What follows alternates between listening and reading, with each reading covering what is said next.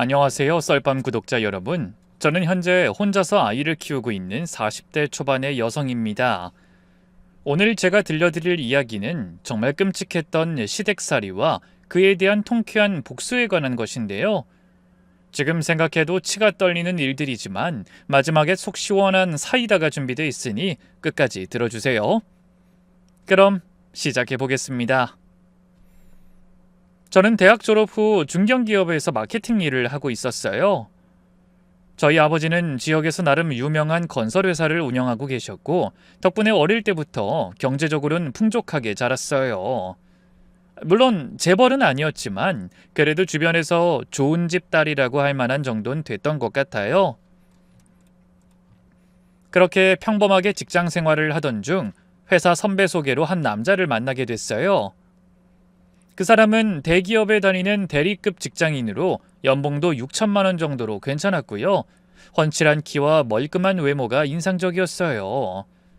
무엇보다 대부분의 남자들이 소개팅에서 어색해하거나 어정쩡한 분위기를 만드는 것과 달리 그 사람은 자연스럽게 대화를 이끌어갔죠. 은지 씨는 마케팅 일을 하신다고 들었는데 정말 힘들 것 같아요. 저도 영업 쪽 일을 해서 아는데 사람 상대하는 일이 제일 어려운 것 같아요. 맞아요. 특히 요즘같이 경기가 어려울 땐 더 힘들어요. 클라이언트들 비위 맞추기도 일이고. 그렇게 자연스럽게 대화가 이어졌고 첫 만남에도 불구하고 시간 가는 줄 모르고 이야기했어요. 그 사람은 제 말을 정말 진지하게 들어줬고 중간중간 적절한 맞장구와 공감을 해주더라고요. 소개팅이 끝나고 집에 가는 길, 그 사람이 저를 집까지 바래다 주겠다고 했어요. 이렇게 늦은 시간에 여자분 혼자 가시는 건 위험하잖아요. 원래 같으면 거절했을 텐데요. 저도 그 사람이 마음에 들었기 때문에 좋다고 했죠. 그리고 함께 집으로 돌아가는 차 안에서 그 사람이 조심스럽게 물어봤어요. 은지 씨 영화 보는 거 좋아한다고 했죠? 혹시 괜찮으시다면 다음 주말에 영화라도 같이 볼까요? 네, 좋아요. 거절할 이유가 없었어요. 그렇게 저희는 다음 주에도 그 다음 주에도 만남을 이어가게 됐고요. 얼마 안 가 정식으로 사귀게 됐어요. 남자친구는 정말 이상적인 사람이었어요. 데이트할 때마다 제가 좋아할 만한 곳들을 미리 알아봐줬고 항상 제 의견을 먼저 물어봐줬거든요. 은지야, 오늘 뭐 먹고 싶어? 글쎄. 땡기는 거 없으면 내가 골라볼까? 우리 회사 근처에 새로 생긴 이탈리안 레스토랑 있던데 은지 네가 좋아할 것 같아. 와, 좋다. 오랜만에 파스타 먹고 싶어. 잘 됐네. 근처에 청포도 주스가 유명한 곳이 있으니까 카페는 거기로 가자. 너 요즘 카페인에 예민해져서 커피 마시면 안 되잖아. 이런 식으로 항상 배려해줬죠. 주변 친구들이 어디서 이런 완벽한 남자를 만났냐면서 다 부러워할 정도였어요. 그렇게 반년쯤 사귄 어느 날 남자친구가 부모님께 절 소개하고 싶다고 하더군요. 우리 부모님이 네 얘기를 자꾸 하시는데 한번 보고 싶다고 하셔. 괜찮으면 이번 주말에 집에 놀러 오지 않을래?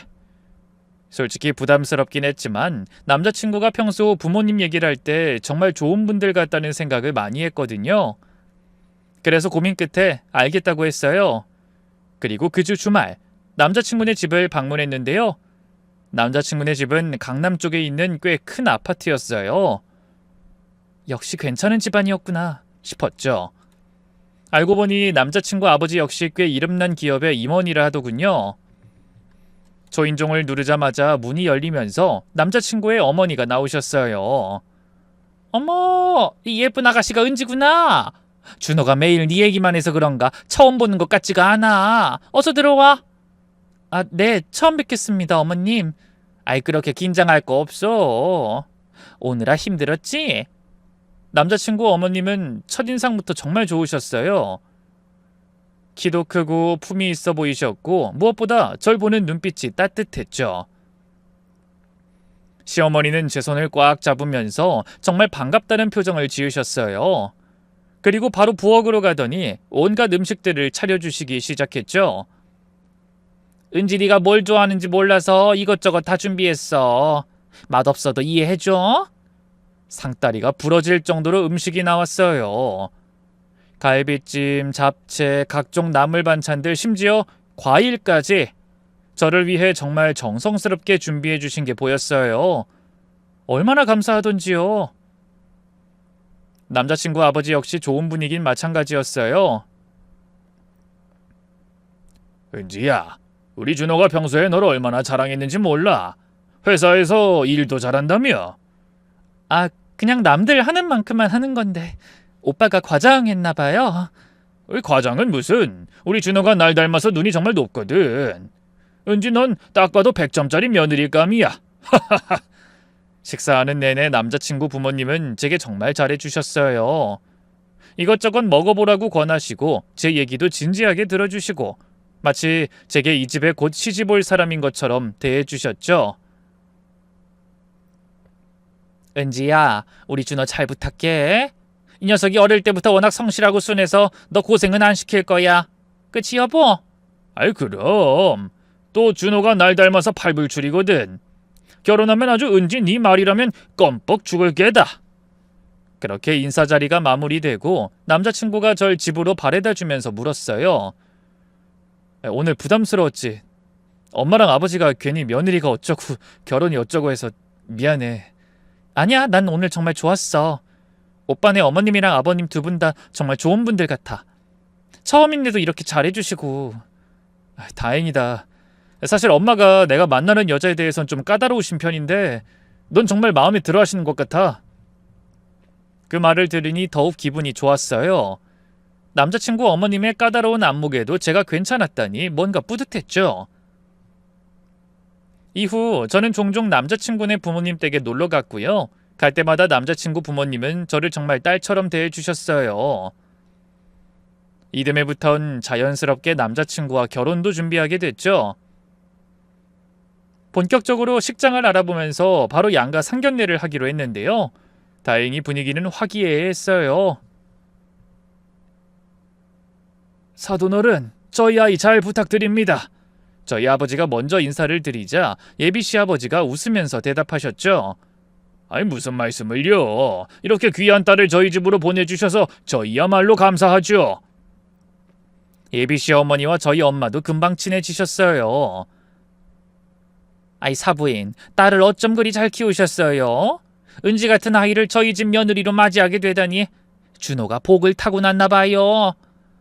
아유, 박서방이야말로 1등 신랑감 아니겠어요. 그렇게 상견례도 무사히 끝났고 본격적인 결혼 준비가 시작됐죠. 그런데 이때부터 뭔가 이상한 기운이 느껴지기 시작했어요. 어느 날 예비씨 어머니가 절 따로 불러서 말씀하시더라고요. 은지야, 결혼 준비하면서 드는 비용 말인데 네 어머님, 예단은 어느 정도로 생각하고 있니?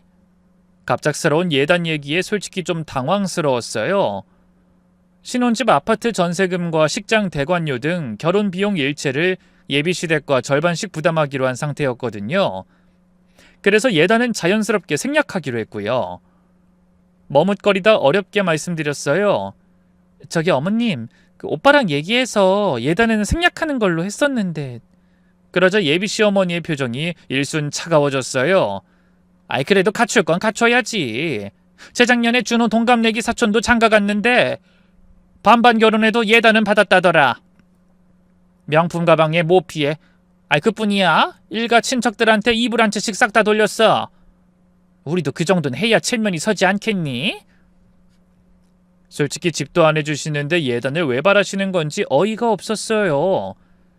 물론 저희 집이 여유가 있으니 부모님에게 말씀드리면 충분히 그쯤이야 할 수 있겠지만 이게 맞는 건가 싶더군요.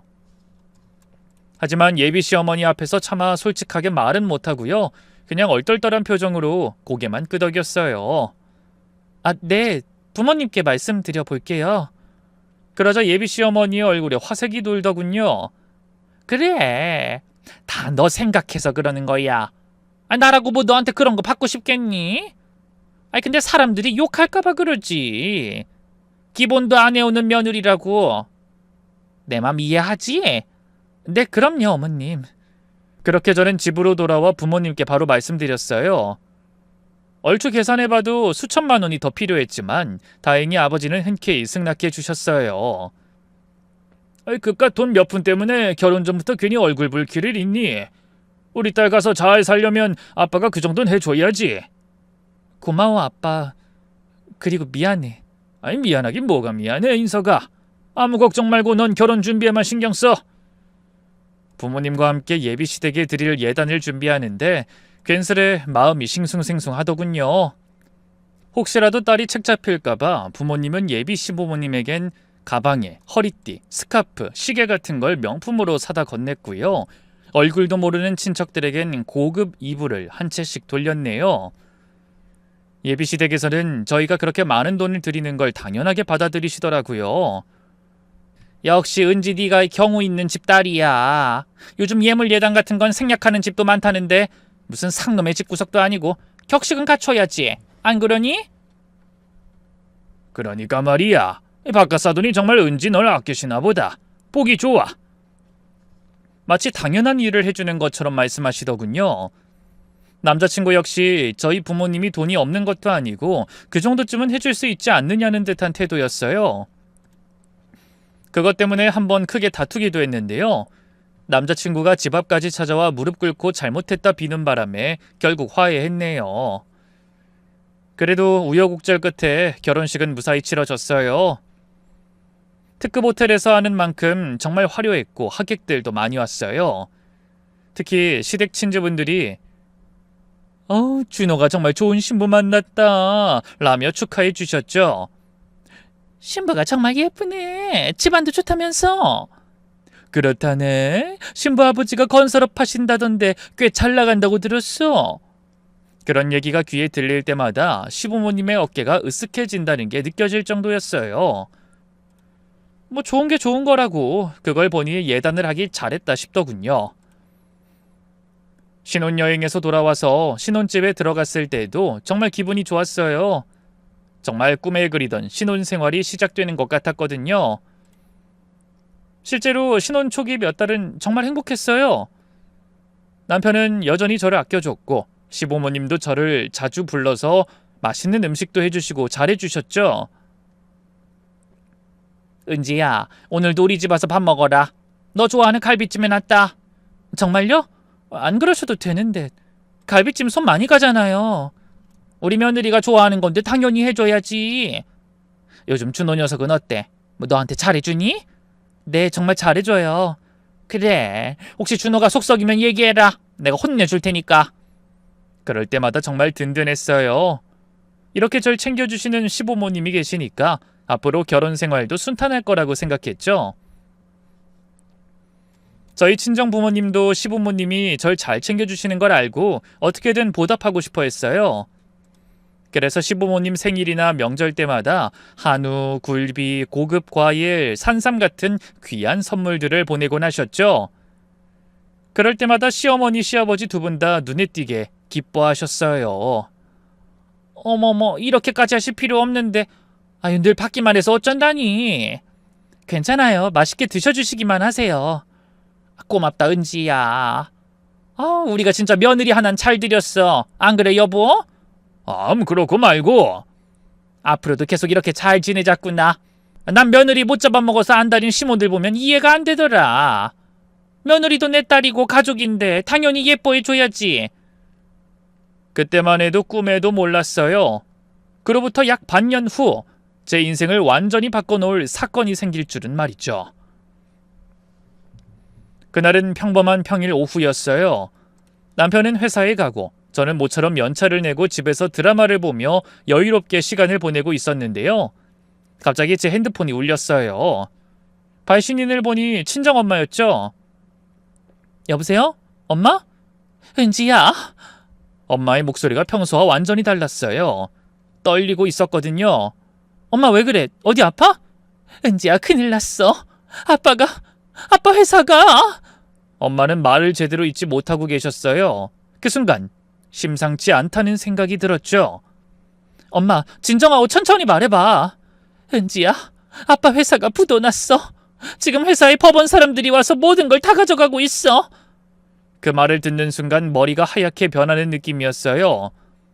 아빠 회사가 부도? 그럴 리가 없다고 생각했어요. 물론 당시 경제 불황이 큰 사회적 문제였지만 아버지가 들어오는 공사 건수가 오히려 늘었다고 걱정 말라고 하셨거든요. 그게 무슨 말이야? 갑자기 왜? 요즘 건설 경기가 너무 안 좋아져서 대출받아서 진행하던 아파트 공사가 전부 중단되고 원청 업체에서 공사비도 못 받고. 은지야, 어떡하지?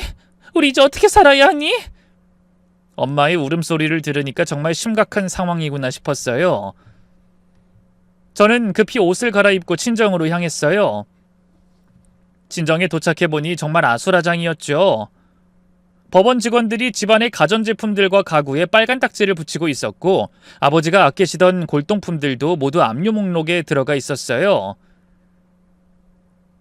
지금 남의 집에서 뭐 하시는 거예요? 따님이세요. 죄송합니다만 이 주택도 경매로 넘어갈 예정입니다. 가능하면 빨리 이사 준비하시는 게 좋겠어요. 법원 직원의 말에 다리에 힘이 풀렸어요. 제가 어릴 때부터 살던 집까지 경매로 넘어간다니. 엄마는 구석에 앉아 계속 울고만 계셨어요. 은지야, 우리 어쩌면 좋니? 엄마 정신 차려. 아빠는 어딨어? 모르겠다. 오늘 아침부터 전화를 안 받아. 바로 그때 아버지 회사 직원분에게 전화가 왔어요. 아버지가 급성 스트레스로 인한 심근경색으로 응급실에 실려갔다는 거였어요. 다행히 생명엔 지장이 없지만 당분간 절대 안정이 필요하다고 했죠. 저는 엄마를 달래고 함께 병원으로 갔어요. 아버진 산소 마스크를 쓰고 계셨는데 평소에 당당하던 모습은 온데간데 없고 몰골이 말이 아니었어요. 아빠, 은지야, 미안하다. 늘 너한테 자랑스러운 아빠로 있고 싶었는데 다 물거품이 됐네. 아버지의 그 말을 듣는데 정말 마음이 아팠어요. 아버지가 잘못한 게 아닌데 스스로를 너무 자책하고 계시는 것 같았거든요. 아빠, 그런 말 하지 마. 아빤 지금도 앞으로도 나한테 자랑스러운 아빠라고. 그보다 얼른 건강이나 회복해. 그래, 그래야지. 집으로 돌아온 저는 우선 남편에게 먼저 이 상황을 얘기하기로 했어요. 사안이 큰 만큼 당연히 의논해야 한다고 생각했고 무엇보다 위로가 필요했거든요. 그래서 저녁에 남편이 퇴근하자마자 말했어요. 여보, 오늘 친정에 큰일이 생겼어. 무슨 일인데? 왜 얼굴이 그래? 우리 아빠 회사가 부도났어. 그래서 우리 집도 경매로 넘어가게 됐고 아빠는 스트레스로 쓰러져서 병원에 입원하셨어. 남편의 표정이 순간 굳어졌어요. 뭐? 부도라고? 건설 경기가 안 좋아져서 갑자기 이렇게 된 거야. 나도 오늘 알았어. 전 당연히 남편이 절 끌어안고 위로해 줄 줄 알았어요. 하지만 남편은 한참 동안 아무 말도 하지 않더니 이내 한숨을 크게 쉬었어요. 이런 일이. 빚은 얼마나 진 거야? 정확히는 모르겠는데 꽤 많은 것 같아. 집도 다 날아가는 걸 보니까. 혹시 당신이 대신 갚아야 한다든가 뭐 그런 건 아니지? 그 말을 듣는 순간 기분이 확 상했어요. 저희 친정아버지가 쓰러졌다는데 안부를 묻긴커녕 빚 얘기부터 꺼내다니. 그래서 저도 모르게 날카롭게 되물었죠. 그게 무슨 뜻이야?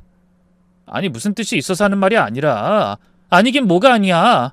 지금 우리 집 빚이 넘어올까봐 걱정돼서 그러는 거잖아. 어떻게 그럴 수가 있어? 우리 엄마랑 아버지가 당신한테 얼마나 잘해줬는데. 우리 아빠 쓰러졌다고. 근데 어쩜 괜찮냐고 한마디 묻질 않아? 당신이 별말 없는 거 보고 괜찮으신가 보다 했지. 됐어. 더는 아무 말 마라. 전 그대로 차갑게 돌아섰고요. 남편도 굳이 절 붙잡지 않더군요.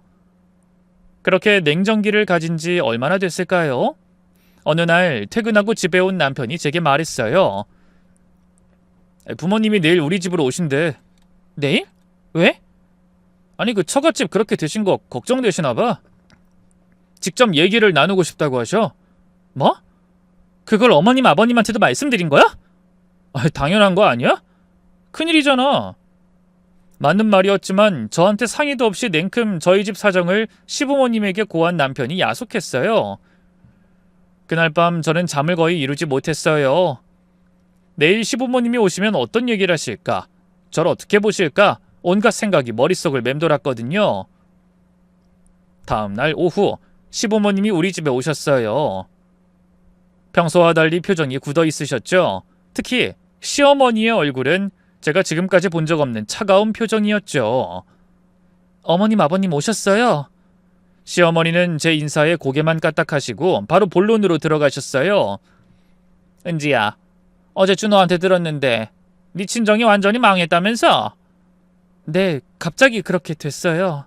갑자기? 사업이 그렇게 갑자기 망하나? 분명 조짐이 있었을 텐데. 시어머니의 말투가 평소와 완전히 달랐어요. 차갑고 날카로웠죠. 그렇긴 한데요. 아버지가 저한테는 회사 얘기를 잘 안 하셨어요. 저도 며칠 전에 처음 알았어요. 아니, 아무리 그래도 집안이 기울어지는데 하나뿐인 딸이 모를 수가 있나? 너 혹시 알면서도 말 안 한 거 아니니? 너희 아버지 회사 결혼 전부터 위태로웠던 거 아니야? 시어머니는 숫째 저를 결혼 사기꾼 취급하고 있었어요. 생각지도 못한 일에 얼마나 놀랐는지 몰라요. 어머님, 그게 무슨... 아니에요. 결혼 전까지만 해도 저희 아빠 회사 아무 문제 없었어요. 설마 제가 그런 걸 감췄을 거라고... 그건 모를 일이지. 어쩐지 반반 결혼하자는 것도 순순히 응하고 예단 요구한 것도 다 받아주기에 이상하다 싶었어. 뭔가 캥기는 게 있는 거 아닌가 싶었거든. 그 말에 울컥했어요. 제가 어떤 심정으로 부모님께 예단을 부탁했는데 어떻게 그런 말을 할 수 있나 싶었죠. 어머님, 그건 저희 부모님이 딸 가진 부모 입장에서 제가 시집가서 잘 살았으면 하는 마음으로 양보해 주신 거예요. 근데 어떻게 그런 식으로 말씀하세요? 제가 두 눈 똑바로 뜨고 대답하자 시어머니의 눈초리가 한층 더 날카로워졌어요. 뭐? 양보? 시집 오면서 예단해오는 게 당연하지. 그게 무슨 양보야? 막말로 예단은 남자 쪽에서 집을 해줬을 때 얘기잖아요. 이 집 전세고 전세금도 제가 반 보탰는데 예단을 왜 하나요? 그래서 분명 생략하기로 했었는데 어머님이 막판에 말 바꾸신 거잖아요.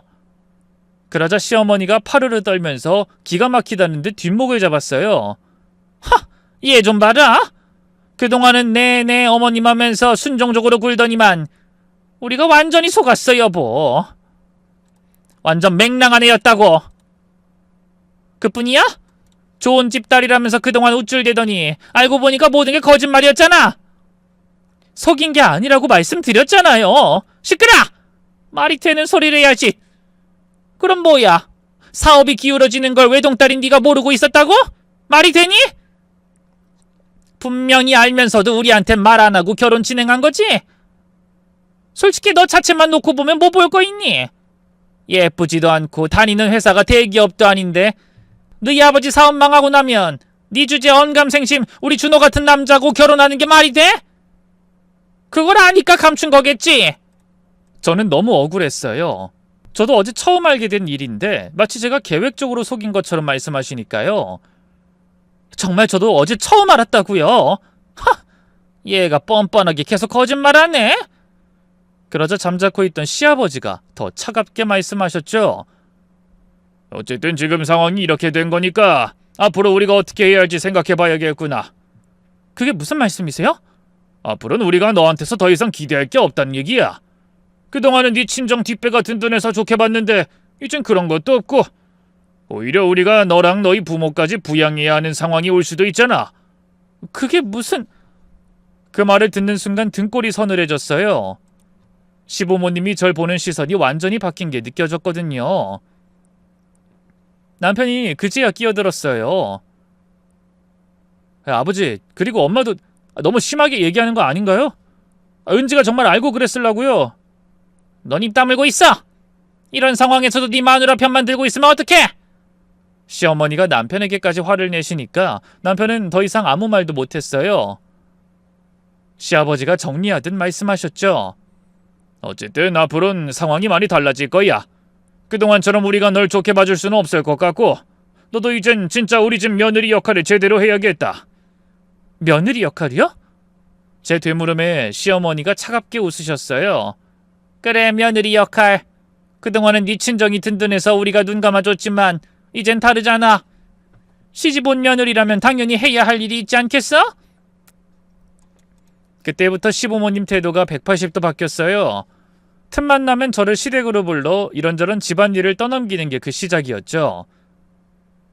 설거지부터 청소, 빨래, 자질구레한 전신부름까지 당연하다는 듯이 제게 시켰네요. 예전에는 가정부 아주머니가 계셨는데 어느 순간부터 제가 그 역할을 대신하게 된 거였어요. 시어머니의 말투도 완전히 바뀌었어요. 예전에 다정한 어조는 온데간데 없고 마치 하인을 부리듯 명령조로 말씀하시더라고요. 더 충격적인 건 친구들과의 대화였어요. 어느 날 시어머니가 전화 통화하시는 걸 우연히 들었는데요. 늘 제 칭찬하기 바쁘던 분이 그러더군요. 우리 며느리? 아이고 말도 마. 완전히 우리가 속은 거야. 좋은 집 딸인 줄 알았더니 알고 보니 사업 망하기 직전인 집이었더라고. 그걸 결혼 전까지 말도 안 하고. 그걸 알았으면 결혼 안 시켰지. 우리 준호 좋다는 집안 좋은 여자들이 얼마나 많았는데. 정말 후회돼 죽겠어. 그 말을 듣는데 정말 화가 치밀어 오르고 마음이 아팠어요. 졸지에 사기꾼이 되어버렸으니 딱 죽고만 싶었죠. 시어머니의 통화는 거기서 끝이 아니었어요. 그래. 이젠 완전히 우리가 먹여 살려야 하는 처지가 됐어. 진짜 골치 아파. 그래도 뭐 어째. 이제와 이혼시킬 수도 없고 기왕 며느리로 들인 거니까 부려먹기라도 해야지 뭐. 부려먹는다는 표현을 듣는 순간 정말 충격이었어요. 저를 가족이 아니라 하인 정도로 생각하고 계시는구나 싶었죠. 시아버지도 마찬가지였어요. 예전에는 은지야, 힘든 일 있으면 언제든 얘기해 라고 하시던 분이 이제는 저를 보는 눈빛부터 차가워졌죠. 제가 시댁에 가도 본체 만체도 안 하시고요. 뭔가 시킬 게 있을 때만 부르셨죠. 남편도 점점 달라지기 시작했어요.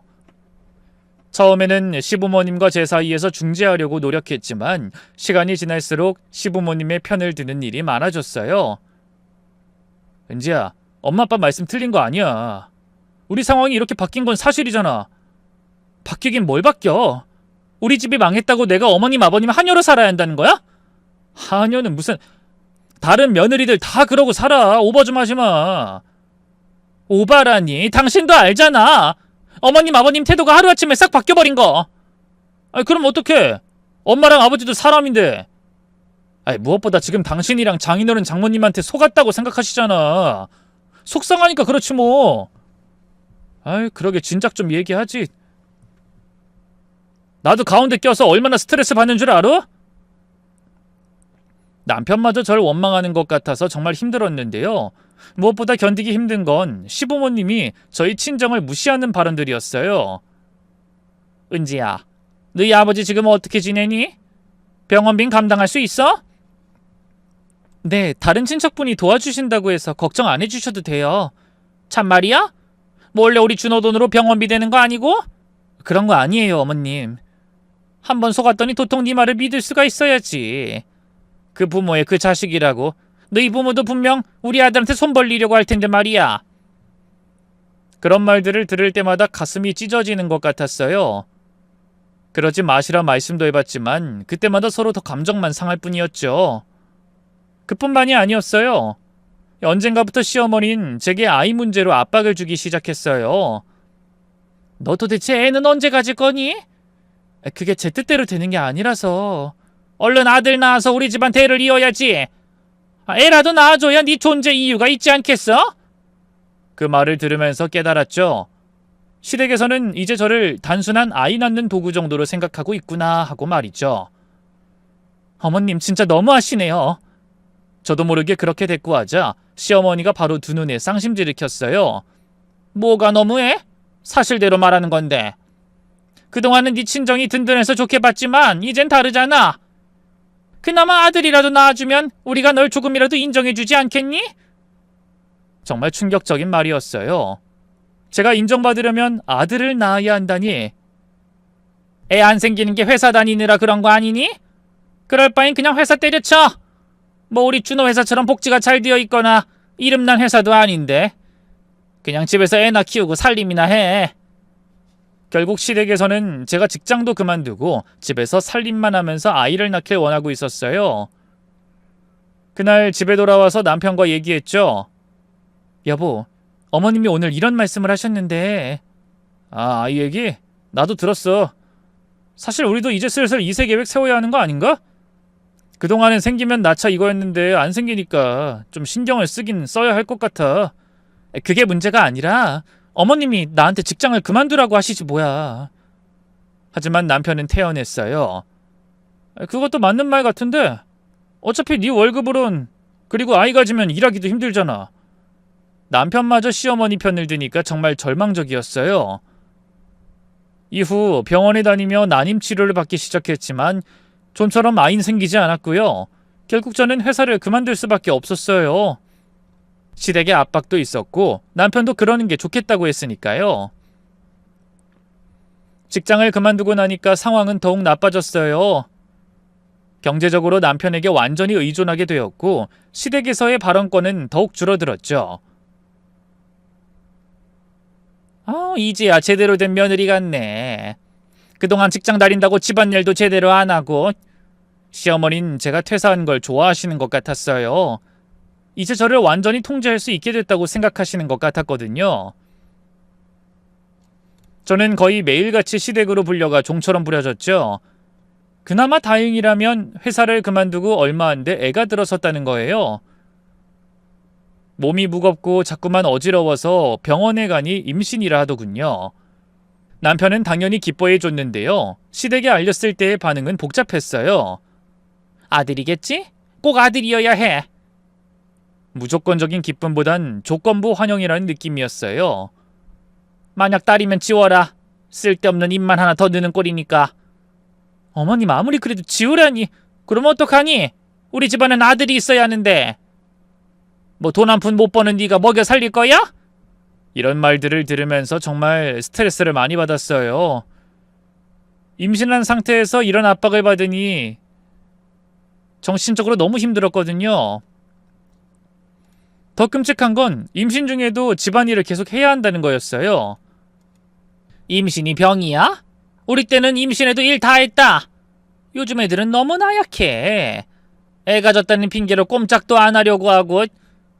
입덧으로 고생하고 있는데도 이런 말씀들을 하시니까 정말 견디기 힘들었어요. 친정 부모님 생각에 눈물이 앞을 가렸는데요. 그렇다고 부모님에게 이 사실을 털어놓을 수도 없었어요. 안 그래도 아버지 사업이 망해서 힘든데 저까지 힘들게 할 수는 없었으니까요. 그렇게 서러운 임신 기간을 보내고 드디어 출산날이 다가왔어요. 예상보다 빨리 진통이 와서 택시를 타고 병원으로 달려갔는데요. 하필이면 그날 남편이 중요한 미팅이 있다면서 오지 못할 것 같다고 하더군요. 미안해 여보, 내가 꼭 참석해야 하는 자리라서. 아무리 그래도 애가 곧 태어나는데 회사에 잘 얘기해보면 안 돼? 그럴 수 있는 상황이 아니야. 대신 우리 엄마랑 아버지가 가잖아. 그리고 요즘 병원에서 알아서 다 해주니까 괜찮을 거야. 분만 대기실에 홀로 누워있자니 곧 시부모님이 도착하셨어요. 하지만 마음이 놓이기는커녕 오히려 불편하기만 했죠. 혹시라도 저희 친정 부모님한테 막대할까봐 저희 부모님한텐 핑계를 대면서 오지 말라고 했네요. 결국 저는 혼자서 진통을 겪고 아이를 낳았어요. 정말 외롭고 무서웠지만 그것도 아주 잠깐이었고요. 제품에 안긴 아기를 보는 순간 눈물이 날 만큼 행복했네요. 시부모님이 그토록 바라던 아들이기도 했고요. 하지만 시부모님은 수고했다, 축하한다는 말 한마디 없으셨어요. 오히려 애가 너무 작다는 둥, 잔병 치레를 많이 할 것 같다는 둥, 괜한 트집을 잡으시더군요. 서러운 마음에 눈물을 삼키며 병실에 혼자 누워있는데 간호사가 와서 말했어요. 사모님, 저희 병원하고 연계된 산후조리원 예약하신 거 맞죠? 내일 퇴원하시면 바로 이동하시면 됩니다. 네, 감사합니다. 남편과 미리 상의해서 집 근처 산후조리원을 예약해뒀거든요.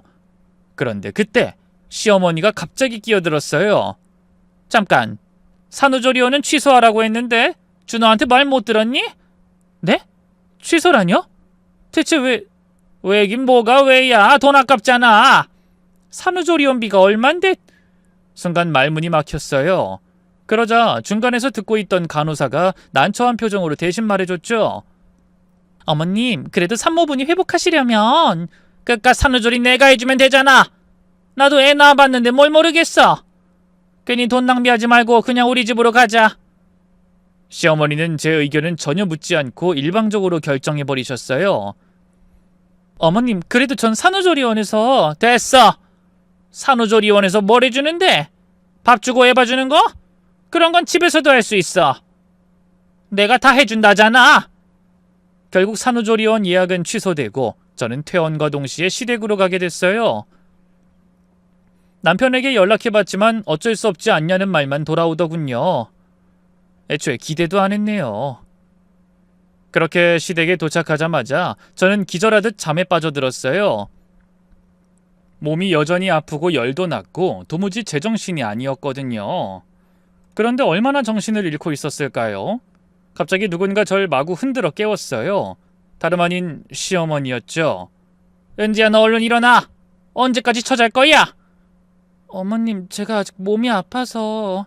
몸이 아프긴 뭐가 아파? 하루 푹 쉬었으면 됐지. 시어머니는 제 상태 따윈 관심도 없다는 듯이 말씀하시더니 갑자기 손에 들고 있던 더러운 걸레를 저에게 보여주셨어요. 예, 너 이거 봐라. 이게 뭔 줄 아니? 걸레 아니에요? 그래, 맞아. 근데 내가 왜 이걸 들고 있는 줄 알아? 시어머니의 목소리가 점점 날카로워졌어요. 너 병원에 있는 동안 내가 집안 구석구석 다 걸레질했어. 화장실부터 시작해서 거실 방까지. 근데 하다 보니 신경질이 나더라. 며느리 두고 내가 이걸 왜 하고 있어야 하는데? 시어머니는 혼자서 분통을 터뜨리기 시작했어요. 말해봐. 너 내 얘기 듣고도 뭐 느끼는 게 없어? 어머님, 제가 지금 애 낳고 몸이... 그놈의 애 핑계 언제까지 될 건데? 애 낳았으니까 다시 집안일 해야지. 그 순간 시어머니가 갑자기 그 더러운 걸레를 제 얼굴에 던졌어요. 젖은 걸레가 제 얼굴을 탁 치면서 바닥에 떨어졌는데요. 저는 너무 놀라서 말도 못했어요. 설마 사람이 사람 얼굴에 대고 걸레를 집어던질 줄은 꿈에도 몰랐거든요. 경악해 굳어있는 제게 시어머니가 쌤통이라는 듯 조소를 날리며 입을 여셨어요. 뭘 그렇게 놀라고 그래? 이제부터 제대로 일해야 한다는 뜻이야. 안 그럼 다음에 뭐가 날아갈지 몰라. 시어머니의 차가운 목소리에 온몸에 소름이 돋았어요. 그러거나 말거나 시어머니는 달려와 절 우악스럽게 일으키셨죠. 자, 이제 일어나서 바로 이불 빨래부터 해야 해. 거실에 빨래 바구니 놓아뒀으니까 가서 확인해봐. 네? 지금 당장요? 그래, 지금 당장. 날씨도 좋은데 빨리 빨아서 널어둬야지. 해지기 전에 얼른 다 끝내. 저는 정말 믿을 수 없었어요. 출산한 지 하루 만에, 그것도 얼굴에 걸레를 맞은 직후에 이불 빨래를 하라고요? 그 순간이었어요. 제 안에서 뭔가가 확 터져 나오는 것 같았어요. 이렇겐 더 이상 못 살겠다. 애를 낳은 마누라가 산후조리원은커녕 바로 시댁으로 끌려왔는데도 모른 체 하는 남편도, 며느리에게 산후조리는커녕 걸레를 집어던지며 이불 빨래를 시키는 시모도 끔찍하기만 했어요. 더는 참을 수가 없었죠. 우선 저는 제 앞에 떨어진 걸레부터 집어들었어요. 그리고 바로 시어머니 얼굴에 집어던졌네요. 걸레는 시어머니 얼굴에 찰싹 달라붙었다가 떨어졌고요. 시어머니는 경악하며 절 바라봤죠. 아니, 너 미쳤니? 지금 이걸 나한테 던진 거야? 네. 어머님이 한 집 그대로 돌려드린 건데요. 시어머니는 믿을 수 없다는 표정으로 절 노려봤어요. 하지만 저는 더는 무서울 게 없었어요. 이미 바닥까지 떨어진 상황에서 무엇을 잃을 게 있겠어요? 어머님, 진짜 해도 너무하신 거 아니에요? 그동안 참고 또 참았어요. 저희 집이 사기꾼 집안이라고 욕하셨던 것도, 저희 집이 망했으니 절 부려먹어야 한다면서 마구 괴롭히신 것도, 언젠가는 어머님이 오해를 풀고 제 마음을 알아주실 거라고 믿었거든요. 근데 어떻게 막 출산한 며느리 얼굴에... 저 아들 낳았어요. 어머님이 그렇게 원하시던 아들. 근데 수고했다는 말 한마디 없으시고 산후조리는커녕 바로 걸레를 얼굴에 던지시네요? 이게 사람이 할 짓이에요? 얘가 뭐라는 거야? 어디 감히 어른한테... 어른이면 어른답게 행동하세요. 갓 애 낳은 며느리한테 걸레 집어던지고 이불 빨래 시키는 게 어른이에요? 그러자 시어머니는 시뻘개진 얼굴로 아무 말도 하지 못했어요. 그런데 바로 그때 현관문이 열리면서 남편이 들어왔죠. 퇴근해서 바로 시댁으로 온 모양이었죠. 시어머니는 남편을 보자마자 바로 고자질을 시작했어요. 준호야, 네 마누라 좀 봐라. 글쎄 내 얼굴에 걸레를 집어 던져놓곤 두 눈 똑바로 뜨고 대든다. 아들 낳았다고 유세 부리는 것도 아니고 완전히 미쳤어. 남편은 시어머니 말만 듣곤 절 노려봤어요. 당신 지금 뭐 하는 거야? 엄마한테 어떻게 그럴 수가 있어? 내가 뭘 잘못했는데. 먼저 걸레 집어 던진 것도 막말 퍼부은 것도 당신 엄마거든? 뭐? 당신 엄마? 말본새가 그게 뭐야? 얼른 무릎 꿇고 잘못했다고 빌어. 내가 왜? 말했잖아. 먼저 내 얼굴에 걸레 집어 던진 건 당신 엄마라고. 그럼 당신 엄마가 먼저 사과해야지. 그건... 남편이 말문이 막히자 시어머니가 끼어들었어요. 내가 언제 네 얼굴에 던졌다고 그래? 그냥 바닥에 던진 걸 가지고. 어머님, 거짓말하지 마세요. 분명히 제 얼굴 향해서 던지셨잖아요. 그리고 뭘 하셨어요? 며느리 있는데 왜 내가 집안일을 해야 하냐면서 당장 이불 빨래부터 하라고 했죠? 이게 어머님이 얘기한 산후조리예요? 남편은 잠시 망설이더니 결국 시어머니 편을 들더군요. 아이, 그래도 당신이 어른한테 그럴 순 없는 거 아니야? 얼른 사과해. 잘못했다고 빌라고. 사과는 무슨, 내가 뭘 잘못했다고 자꾸 빌라는 거야? 당신이랑 당신 엄마의 말로 나한테 빌어야지. 당신 정말 끝까지 이럴 거야? 그래, 끝까지 이럴 거야. 더는 못 참겠어. 그리고 당신도 마찬가지야. 내가 이렇게 당하고 있는데 한 번도 내 편을 들어준 적이 없잖아. 남편의 표정이 차갑게 변했어요. 그럼 뭐 어떻게 하자는 거야? 이혼해. 뭐? 이혼하자고. 더는 이렇게 못 살겠어. 너도 네 부모도 날 가족으로 생각하지 않잖아. 그냥 부려먹을 하녀 정도로만 보지. 아니, 그렇다고 무슨 이혼을 하지. 튼튼이 태어난 지 얼마나 됐다고. 튼튼이 얼굴 보기나 했니? 늘 일핑계로 밖으로만 돌았으면서. 이미 결심했어. 애는 내가 키울 테니까 지금처럼 앞으로도 쭉 애한테 신경 쓰지 마. 전 그대로 방으로 들어가 짐을 싸기 시작했어요. 그런 저를 보고 시어머니가 더욱 격양되셨죠. 야! 너 진짜 나가려고 그래? 내 손주는 어떡할 건데? 손주는 무슨 손주요? 방금 제가 한 말 못 들었어요? 어머님 아들하고 이혼한다고요. 그러니까 이제 저희 애 어머님 손주 아니에요. 이 미친년이. 어디 우리 박씨 집안 후손을. 준호야, 쟤 좀 어떻게 해봐. 이대로 그냥 가게 둘 거야? 하지만 남편은 오히려 저를 더 자극했어요. 그래, 뭐 이혼하자고 하면 누가 뭐 무서워할 줄 알아? 지가 그렇게 나가면 밖에서 애랑 둘이 어떻게 살 건데? 벌이도 없으면서. 아주 집에서 편하게 놀고 먹으니까 저딴 철없는 소리나 하지. 이혼이 무슨 아무나 다 하는 건 줄 알아? 두고 보라지. 하루도 안 돼서 후회하고 집으로 기어 들어올 테니까. 두고 보자고. 과연 그럴지. 저는 아이를 안고 그대로 집을 나왔어요. 시어머니가 뒤에서 아무리 소리를 질러도 돌아보지 않았죠. 현관문을 쾅 닫고 나오는데 가슴이 뻥 뚫리는 기분이었어요. 이렇게 속 시원할 줄 몰랐네요. 하지만 막상 밖으로 나오니 막막하더라고요. 갓난아이를 안고 어디로 가야 할지 선택의 여지는 없었어요. 바로 친정으로 향했죠. 그간 부모님은 살던 집을 경매로 넘기고 친척들의 도움으로 작은 빌라에서 세를 내고 살고 계셨거든요. 택시를 타고 가는 내내 아이가 울어서 기사님이 난처해 하셨는데요. 아가씨, 애기 괜찮은 거예요? 네, 괜찮아요. 죄송해요. 사실 괜찮을 리가 없었죠. 제 마음도 엉망이었고 아이도 평소와 다른 분위기를 느꼈는지 계속 울어댔어요. 친정에 도착하자마자 엄마가 놀라며 달려오셨어요. 은지야, 너 왜 갑자기 왔어? 애는 왜 이렇게 데리고... 저는 더는 참을 수가 없어 엄마 품에 안겨 울음을 터뜨렸어요. 엄마, 나 더는 못 살겠어. 진짜 너무 힘들어. 왜 그래? 무슨 일이야? 박서방은 어딨고? 박서방? 더는 그 인간 그렇게 부르지 마. 나 이혼할 거야. 전 그동안 겪은 일에 대해 설명했어요. 엄마는 제 말을 듣고 눈물을 글썽이셨죠. 특히 아버지는 너무 화가 나셨는지 한동안 말씀을 못 하셨어요. 그런 인간들이 우리 딸을 그렇게... 엄마도 눈물을 뚝뚝 흘리시면서 제 등을 토닥여 주셨죠. 은지야, 왜 진작 말 안 했니? 우리가 그걸 알았으면... 어떻게 말해? 아빠 회사도 망하고 힘든데 나까지 그런 얘기하면 더 걱정만 하게 만들 것 같아서... 제 말에 아버지는 주먹을 불끈 쥐셨어요. 당장 이혼해라. 그런 집구석에서 뭘 더 기대하겠니? 네가 그런 대접받으며 살 이유가 어딨어? 맞아. 그런 인간들한테 우리 딸 맡겨둘 수 없어. 엄마도 아버지 편을 드셨어요. 차라리 혼자 애 키우는 게 낫겠다. 그 집에 있으면 너만 더 고생할 거야. 며칠 후 저는 부모님의 조언에 따라 변호사 사무실을 찾아가 이혼 상담을 받았어요. 그리고 흥신소를 통해 남편과 시댁 식구들 뒷조사도 했죠.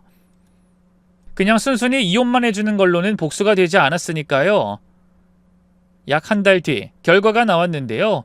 조사 결과는 정말 상상을 초월했어요. 시댁 가족들이 얼마나 더러운 짓들을 하고 있었는지 아세요? 우선 밝혀진 건 시아버지의 비자금 조성이었어요. 아버님이 다니시는 회사에서 계속해서 돈을 빼돌리고 있었습니다.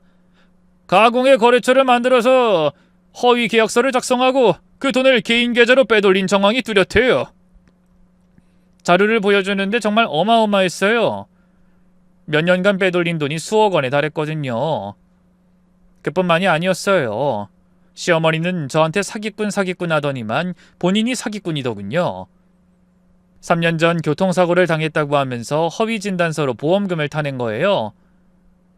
멀쩡한 사람이 목보호대를 하고 깁스까지 하면서 연기를 했더군요. 마지막은 가장 충격적이었는데 남편이 회사에서 여직원을 성추행한 사건을 돈으로 무마한 정황이 나온 거예요. 남편분이 2년 전 회사 후배 여직원에게 성추행을 했는데 피해자가 고소하려고 하자 거액의 합의금을 주고 무마한 사실이 확인됐습니다. 그 자료를 보는 순간 정말 기가 막혔어요. 내가 그런 인간과 결혼해서 살고 있었다니 전 꿈에도 몰랐지 뭐예요. 그 외에도 시댁 가족들이 세금을 제대로 안 낸 것, 각종 편법으로 돈을 빼돌린 것들이 줄줄이 나왔어요. 저는 체계적으로 복수를 시작했어요. 먼저 시아버지의 비자금 조성 자료를 국세청에 신고했어요. 상세한 증거 자료와 함께 신고서를 제출했는데요. 국세청에서는 바로 조사에 착수하겠다고 연락이 왔어요. 그 다음엔 시어머니의 보험 사기를 해당 보험회사에 제보했고요. 마지막으로 남편의 성추행 사건을 남편 회사 내부감사팀에 신고했죠. 결과는 도미노처럼 연쇄적으로 터져나왔어요. 가장 먼저 시아버지부터 회사에서 해고됐어요. 그것도 징계 해고로 퇴직금 한 푼 못 받고 쫓겨났죠. 그리고 세무조사가 들어가면서 어마어마한 추징금 폭탄을 맞았어요. 빼돌린 돈의 몇 배에 달하는 세금을 내야 했네요. 며칠 후에는 시어머니 차례였어요. 보험 사기로 형사고발당해서 검찰 조사를 받게 됐고 받았던 보험금까지 모두 토해내야 했어요. 게다가 보험사에서 추가로 손해배상까지 요구해서 빚더미에 앉게 됐죠. 남편은 회사에서 좌천당한 후 결국 견디지 못하고 사직했네요. 성추행 사건이 재조사되면서 회사 내에서 완전히 매장당한 거였어요. 그 무렵 저희 가족에겐 좋은 일이 생겼어요. 아버지가 친척분의 도움을 받아 다시 사업을 시작하셨는데요. 그게 생각보다 잘 풀려서 재기에 성공하신 거예요. 물론 예전만큼 억대 매출을 올리는 건 아니었지만 그래도 점차 안정적으로 기반을 닦아나가면서 빚도 꾸준히 갚아나가게 됐죠. 저 역시 아이는 친정엄마에게 부탁하고 재취업에 성공했어요. 전에 다니던 곳보다 훨씬 규모가 큰 회사였는데 대표님이 저를 좋게 봐주신 덕분에 연봉도 큰 폭으로 올렸네요. 그걸 어떻게 알았는지 남편이 저에게 연락을 해왔어요. 여보, 우리 만나서 얘기 좀 하자. 내가 다시 생각해보니까 이혼은 좀 성급한 것 같고. 성급은 무슨. 난 이미 결정했어. 변호사 통해서 얘기해. 제발 여보. 당신은 모르겠지만 요즘 우리 집 사정이 영 안 좋아. 나 회사에서 잘리고 정말 힘들다고. 그 말에 웃음이 나왔어요. 내가 왜 모르겠어. 당신이랑 당신 부모가 가진 추악한 진실들 세상에 까발린 게 난데. 그 말에 남편이 경악해 아무 말도 못하다가 간신히 되묻더군요. 당신이 그랬다고? 우리 아버지 회사도 엄마 보험도 그리고 나 그 사건도? 왜 똑바로 말 못해? 성추행 사건이라고? 그래도 부끄럽긴 한가 봐? 네가 나한테 어떻게 이럴 수가 있어? 뭐가? 그렇게 누가 죄 짓고 살래? 너 내가 명예훼손으로 고소할 거니까 그런 줄 알아! 할 수 있으면 어디 해보시지. 이후 남편은 저를 고소하겠다고 했지만 실패했어요. 명확한 증거가 없었거든요. 또 자기 집안에서 연달아 터지는 사건들 때문에 정신이 없었을 거예요. 시아버지 추징금을 내기 위해 집까지 담보로 잡혔고 시어머니는 보험 사기 관련 소송 때문에 변호사 비용만 몇 천만 원이 들어갔다고 하더라고요. 이혼 절차는 생각보다 순조롭게 진행됐어요. 남편의 유책 사유가 너무나 확실했거든요. 양육권은 당연히 제가 갖기로 했고요. 양육비도 남편이 다시 취직할 때까지는 시부모님이 대신 지급하기로 했어요. 위자료도 상당한 금액을 받을 수 있었죠. 지금은 아이와 함께 새 집에서 평화롭게 살고 있어요. 친정 부모님 도움으로 괜찮은 오피스텔을 얻어 이사했는데요. 정말 매일매일이 행복해요. 아침에 눈 뜨면서부터 시댁 눈치를 볼 필요도 없고 아무도 절 무시하거나 모욕하지 않으니까요. 아이도 건강하게 잘 자라고 있네요. 반면 시댁의 근황은 정말 참혹하더라고요. 가끔 겹지인을 통해 소식이 들려오는데요. 보증금 1,000만 원짜리 원룸에서 세 식구가 비좁게 살고 있다고 해요. 그 넓고 좋았던 아파트에서 원룸으로 벌 받은 거죠. 시아버지는 나이가 많아서 재취직이 안 돼 택시 운전을 하고 계신다고 하더라고요. 그것도 렌트비 내고 기름값 내고 나면 남는 게 별로 없어 생활이 정말 어렵다고 했어요. 시어머니는 화병으로 풍이 와서 들어 누웠다고 하더군요. 남편은 더 처참했죠. 백수가 돼서 부모와 함께 그 좁은 원룸에서 살고 있는데 취직도 안 되고 있어요. 성추행 전과 때문에 어디서도 받아주지 않는다고 하더라고요. 한때는 대기업 다니면서 잘 나간다고 어깨에 힘주던 인간이 이제는 백수 신세가 된 거죠. 제일 웃긴 건 시댁에서 가끔 저한테 연락이 온다는 거예요. 남편 명의로 문자가 오는데요. 은지야, 우리 손주 어떻게 지내니? 보고 싶다. 이런 식으로 연락을 해요. 하지만 전 무시하죠. 지금 와서 손주가 보고 싶다고? 그럴 자격이나 있나 싶어서요.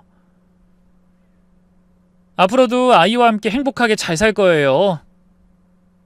긴 얘기 들어주셔서 감사합니다. 모두 건강하시고 행복하세요.